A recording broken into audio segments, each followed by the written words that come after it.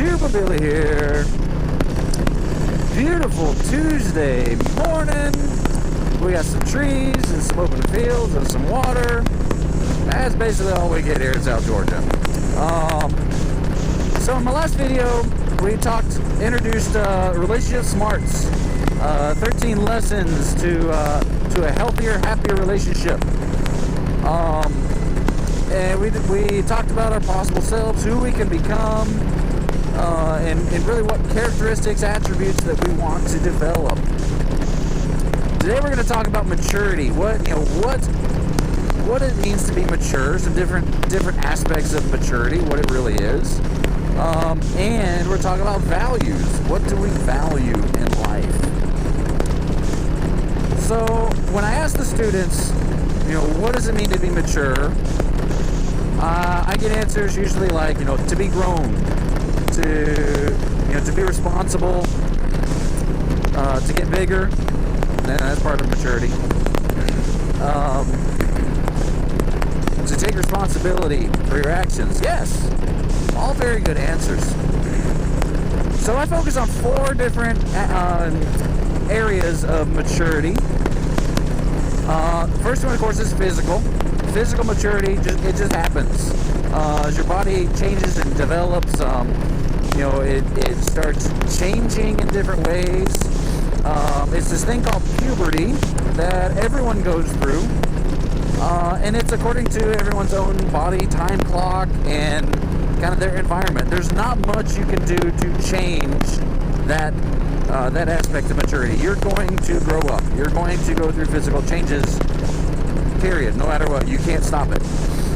So we don't really focus on physical maturity, but it is part of maturity. The other 3, however, is what we focus more on. So first we have mental maturity. Mental maturity is how you think, it's how you weigh options, it's how you weigh out consequences to your actions, and you can delay immediate gratification. I love this study that was done by a university. I think it was Harvard. I'm not sure though. So they would take a toddler, a 3 to 5 year old, and take them to a room, sit them down in a chair. What is that? Something smashed. Take them down and sit them in a chair with a marshmallow sitting on the table. And the person conducting the study would say, all right, I'm going to leave the room for 5 minutes. If you will not touch the marshmallow, so don't eat the marshmallow, when I come back, I'll give you another marshmallow. And you say, like, ooh, the kids are like, yay, another marshmallow. I'll get 2 marshmallows. And then, of course, the guy would leave and shut the door, and the cameras are rolling, and you could see the stress and the anguish on some of these kids as they were reaching for that marshmallow. Like, oh, I want it, but I shouldn't have it. I want it. And some kids just laid their head on the desk, wouldn't look at it. Some kids resisted, and when the guy came back, they got another marshmallow. However, some kids, as soon as that door was shut, looked around, snatched the marshmallow, and ate it. They couldn't delay that immediate gratification, that sense of wanting something pleasurable right then. So that's part of mental maturity. Then we have emotional maturity. Emotional is how you regulate strong emotions, especially like anger. Anger is one of those emotions that can build up and just explode. And it can be very dangerous. You can also admit to making mistakes, and you can be your true self, no matter what the circumstances. You don't have to pretend who you are to fit into different situations. But especially, regulating strong emotions, like anger, like love. Love is a very complex emotion, feeling. It's hard to define what love is. Then the 4th attribute, or the 4th area of maturity, is social maturity. How we act among others. Are we ourselves, or do we have to, pretend to be somebody we're not, or act a certain way for one group and then act a different way for another group? how we are among friends. We can be the real selves, our real selves. So that is what it means to be socially mature. Then we go through where they rate themselves on their own maturity. They have 10 questions where they rate themselves, and I'll put them up on the screen here, so you can pause this video and take this test. So on a scale of 1 to 10, where would you rate yourself on these scales of maturity? With 1 being immature and 10 being mature. So I want you to take a minute and just take a mental note, or even write it down somewhere, on where you are in these areas of maturity. You can pause the video right now.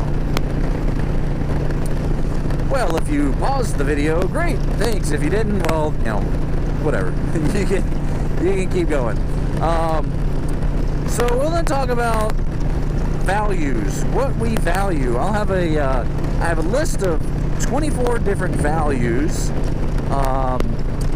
things that kids, teenagers could find important to them. And we have an auction, and this takes up the biggest portion of the class. Talk about an auction on what we value, and it gets pretty fun, because you got kids getting in bidding wars, trying to run the price up. Some of them get stuck with values that they didn't really want, but because they're the high bidder, they get it. Oh well. I gave them $200 imaginary money. They don't get any more. They can't borrow from a bank, can't borrow from a friend or anything like that. And so it's fun. We do this auction until all the values are gone, and then we do a little quick debrief. And some of the questions I ask them, what are some values that may be more important for now while you're in high school and less important after high school. And they always kind of chuckle, leaving sex out of high school relationships, because when you're out of high school, it doesn't matter. Like, okay, well, yeah. But others, being popular is one of them. That's one I hear a lot. Being popular will be less important out of high school. Yes, I agree. Because when I got to college, my circle of friends got smaller. It was basically the ones who I was in my program with, and very few others. And you're more focused on your goals, on yourself, than you are being popular, because there's less of a popularity contest in college.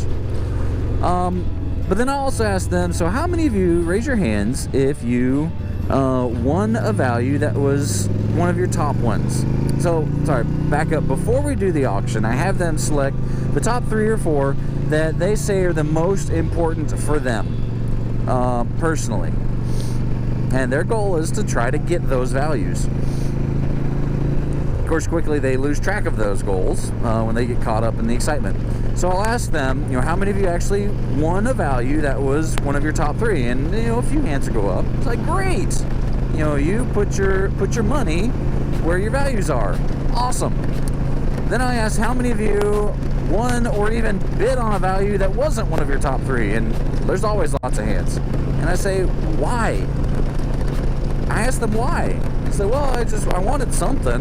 It was something that popped up and I thought it'd be cool.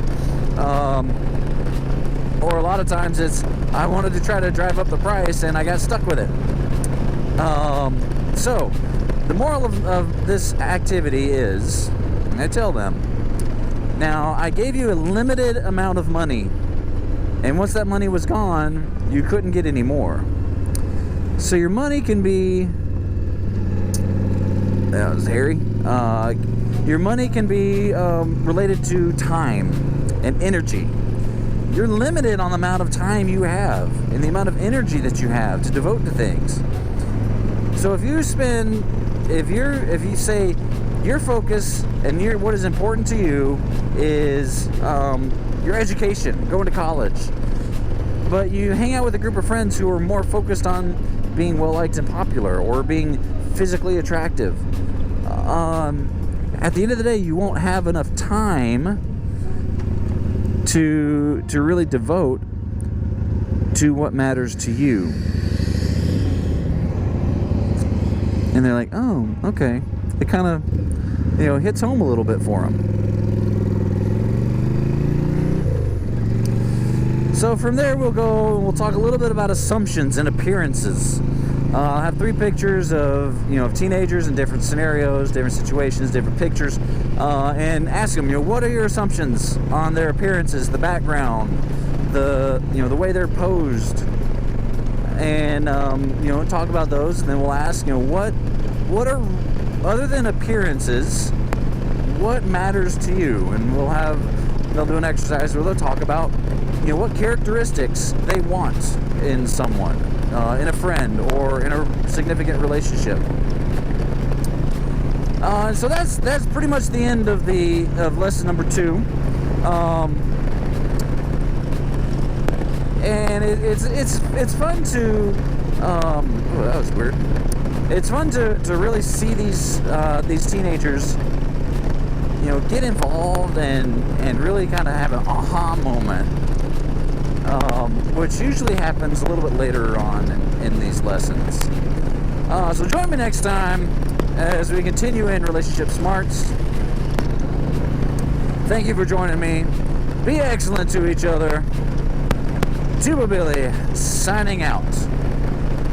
God be with you till we meet again.